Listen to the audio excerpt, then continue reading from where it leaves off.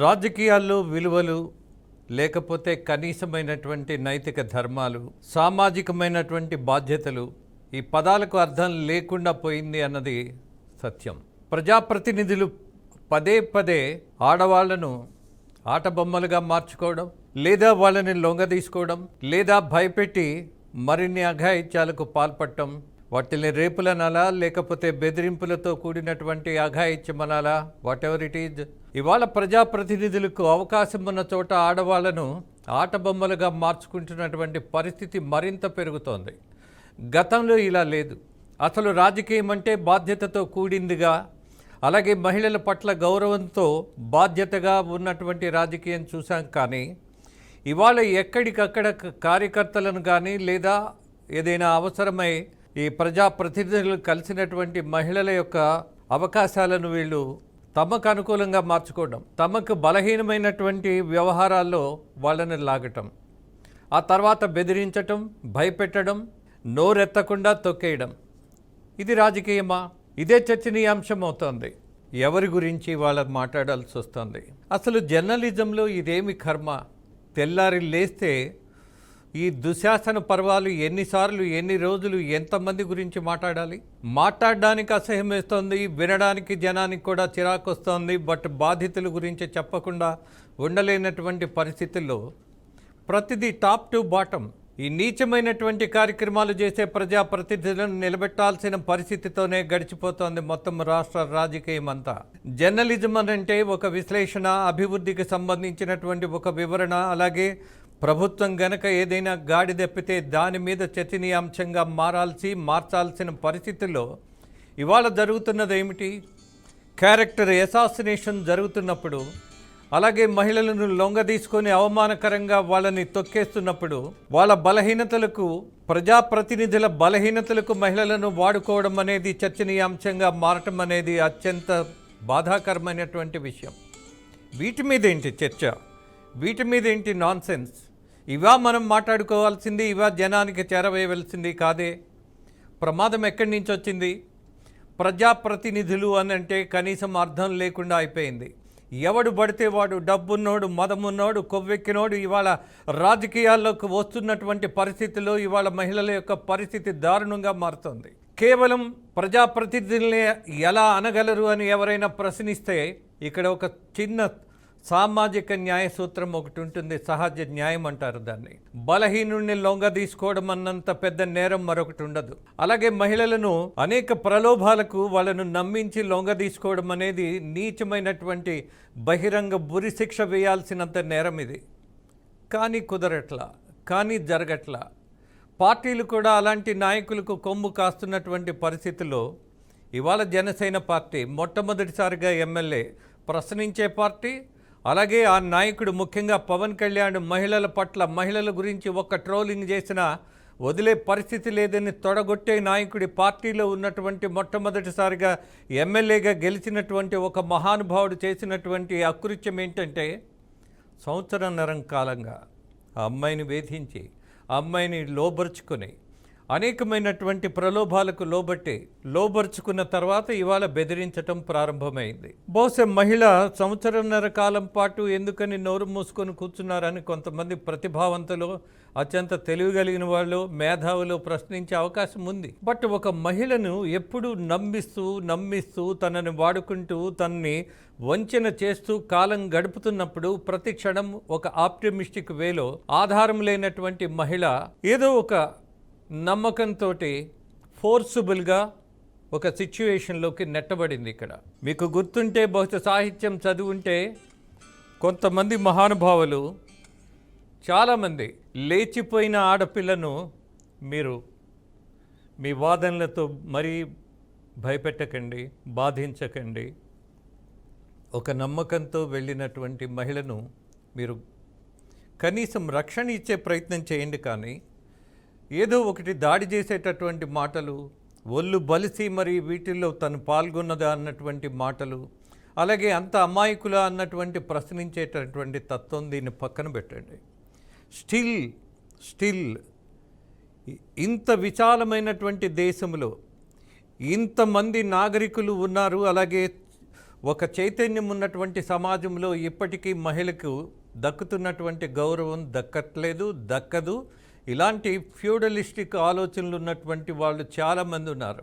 మహిళ అనంటే కేవలం వాళ్ళ ఆస్తి, కేవలం ఒక ప్రచారానికి ఉపయోగపడే ఒక వస్తువుగా భావిస్తున్నటువంటి పరిస్థితి ఇవాళకి కూడా ఉంది. అందుకని రాజకీయాల్లో ఇవాళ కొత్తగా వచ్చిన వాడు, దట్టు ప్రశ్నించే పార్టీ అని చెప్పుకునేటటువంటి వాళ్ళు, దట్టు ఇవాళ మహిళల పట్ల ఏమాత్రం అఘాయిత్యం జరిగినా క్షమించను అన్నటువంటి పవన్ కళ్యాణ్కి పార్టీకి సంబంధించిన వాడు చేసినటువంటి నేరం, ఘోరం, నీచం, అసహ్యమైనటువంటిది ఏమిటి అనంటే ఒక మహిళను లోబరుచుకొని ఆమెకు అనేక సార్లు అబార్షన్లు చేయించినటువంటి పరిస్థితి కూడా ఒక రికార్డు ఉన్నది. అది నిజం కాదంటున్నటువంటి జనసేన ఎమ్మెల్యే ఎలా నిజం కాదని చెప్పగలుగుతాడు? కనీసం ఆధారాలు ఉన్నా కూడా అతని ఇంత దురాగతానికి తలపడి మళ్ళీ తన అధికారాన్ని అడ్డం పెట్టుకొని రెచ్చిపోదామనంటే కుదురుతుందా?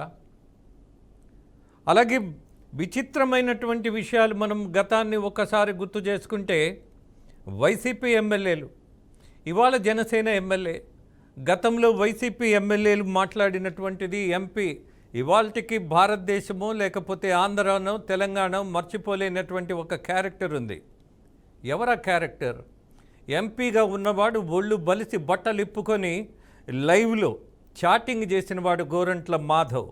అలాగే గంట అరగంట అని మాట్లాడినటువంటి ఎమ్మెల్యేలు కూడా ఉన్నారు వైసీపీ పార్టీ నుంచి, అలాగే ఇవాళ జనసేన పార్టీ నుంచి. నేను పార్టీలకు సంబంధం ఏమున్నది, మనుషుల యొక్క స్వభావం ఇలా ఉన్నది అన్న దాంట్లో మనం ఎవరిని ప్రజాప్రతినిధులుగా ఎన్నుకుంటున్నాము అన్నది జనం ఆలోచించాలి. ఇక్కడ దుర్మార్గులు ఎప్పుడూ అవకాశం కోసం చూస్తారు. వాళ్ళు ప్రజాప్రతినిధులుగా వాళ్ళకున్నటువంటి డబ్బుతో ఎదుగుతున్నారు, అవకాశం బాగా ఉన్నది. 50 కోట్లు ఖర్చు పెడితే 10 కోట్లు 20 కోట్లు ఏదో ఒక అమౌంట్ పార్టీలకు ఇచ్చేస్తే టికెట్లు ఇస్తున్నటువంటి పార్టీలు ఉన్నాయి ఇవాళ. అలాంటి వాళ్ళను ప్రోత్సహిస్తున్నటువంటి నాయకులు ఉన్నారు.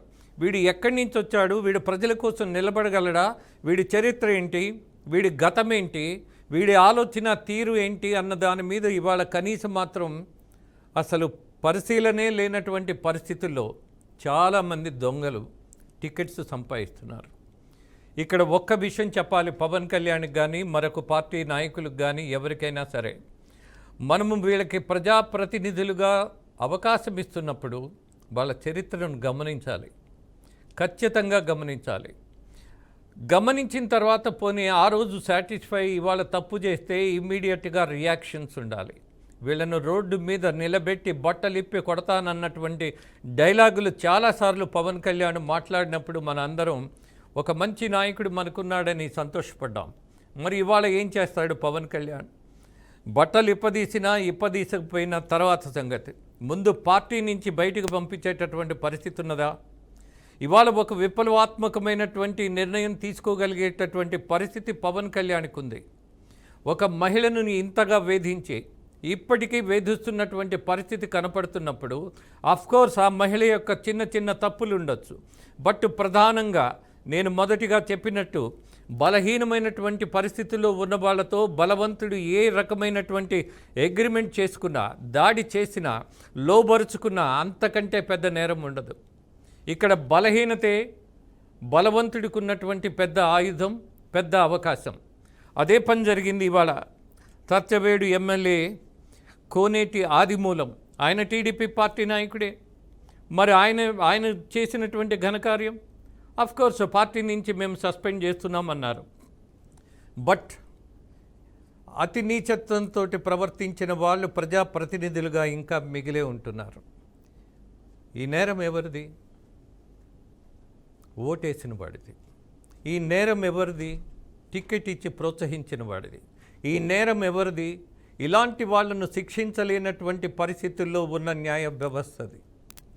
ప్రజాప్రతినిధి అనంటే ఇలాంటి మచ్చలు, వందల వేల కేసులు, కోట్లు దోచేశాడన్నటువంటి దుర్మార్గులు వీళ్ళ మనకి రాజకీయాల్లో కావాల్సింది. నేను ఖచ్చితంగా ఈ విషయాన్ని ప్రజల్నే ప్రశ్నిస్తా. మనము ఎన్నుకోబోయే ముందు వాడి చరిత్ర తెలిసినప్పుడు, వాడిని ఎన్నుకోవటం అనివార్యమైనప్పుడు, మనకి ఏం మాత్రం ఈ క్యాండిడేట్స్ ఎవ్వరూ నచ్చలేదు, వీళ్ళు పనికిరారు అని మనం అలా కూడా ఓటు వేయచ్చు. అక్కడ ఉన్నటువంటి అభ్యర్థులను వ్యతిరేకిస్తున్నాము అని మనకి సెపరేట్గా ఓటు వేయడానికి అవకాశం ఉంది. ఎవరికో ఒకరికి వేయాల్సిన అవసరం లేదు.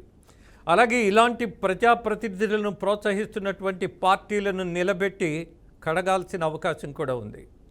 తప్పు దిద్దుకోవాల్సిన అవకాశం వీళ్ళకి ఇవ్వాలి కదా అని ఎవరైనా మాట్లాడితే ఇది దిద్దుకునే తప్ప. అసలు ఆలోచన తీరే ఇలా ఉన్నప్పుడు వీళ్ళ యాటిట్యూడే మహిళలను ఇంత నీచంగా వాడుకునేటటువంటి తత్వం ఉన్నప్పుడు ఇదేంటి? ఎక్కడైనా అసెంబ్లీలో మనం చర్చించడానికి వచ్చినప్పుడు నా నియోజకవర్గానికి సంబంధించిన హక్కుల మీద వీళ్ళు చర్చించాలి. ఆ నియోజకవర్గానికి సంబంధించిన కార్యక్రమాల మీద చర్చలు జరగాలి, విశ్లేషణలు ఉండాలి. What is this non sense? వీళ్ళ మీద చర్చలేంటి? ఈ దుర్మార్గుల మీద మనం మీడియాలో మాట్లాడాల్సిన కర్మ ఏంటి? ఈ కర్మ ఎందుకు వచ్చింది అని అంటే, ఒకటి పార్టీల మూలాన. మరొకసారి గుర్తు చేస్తా, చంద్రబాబు గారు కూడా ఇదే తప్పు చేశారు.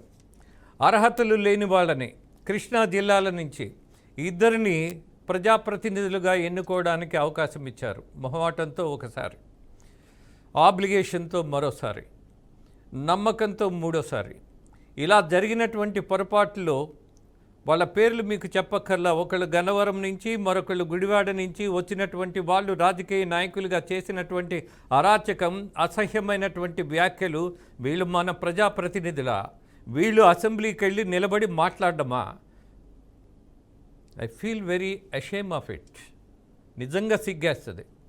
పలానా వాడు నా మంత్రి అంటే, పలానా వాడు నా నియోజకవర్గానికి సంబంధించిన ప్రజాప్రతినిధి అంటే, వాళ్ళు బయటకు వచ్చి మాట్లాడుతున్నటువంటి బూతులు, వ్యవహార శైలి ఇవన్నీ గమనించినప్పుడు మనల్ని మనమే అసహించుకునే పరిస్థితి ఉన్నది. అందుకే ఇవాళ railway Kodur Janasena MLA Arava Sridhar what he has done ఆలోచించండి. బట్ నేను ఇక్కడ తీర్పు ఇవ్వబట్టలా, వీళ్ళే దుర్మార్గులు అని తేల్చి చెప్పట్లా. బట్ దుర్మార్గం చేసినటువంటి విషయాన్ని మాత్రం మీ ముందు పెడుతున్నా. చట్టబద్ధమైనటువంటి చర్యలు ఉంటాయని ఆశిస్తున్నా. అఫ్కోర్స్ ఆ మహిళను మళ్ళీ పక్కదో పట్టించి కేసు లేకుండా చేసి రాజీ చేసేసి ఇంకేదైనా మాయ చేస్తే బహుశా మనం ఇంత గొంతు చించుకున్నటువంటి దుర్మార్గం మళ్ళీ చీకట్లోకి వెళ్ళిపోతుంది. మళ్ళీ ప్రజాప్రతినిధులు ధైర్యంగా ముందుకెళ్తారు. అలాగే ఆడపిల్లలను కూడా ఇలానే రిపీటెడ్గా చేస్తూనే ఉంటారు. ఎనీహౌ, బాధ్యత తీసుకోవాల్సిన వాళ్ళు తీసుకోవాలి. బాధ్యతగా మనకున్నటువంటి సమాచారాన్ని చెప్పాలి. అంతవరకే ముగిస్తూ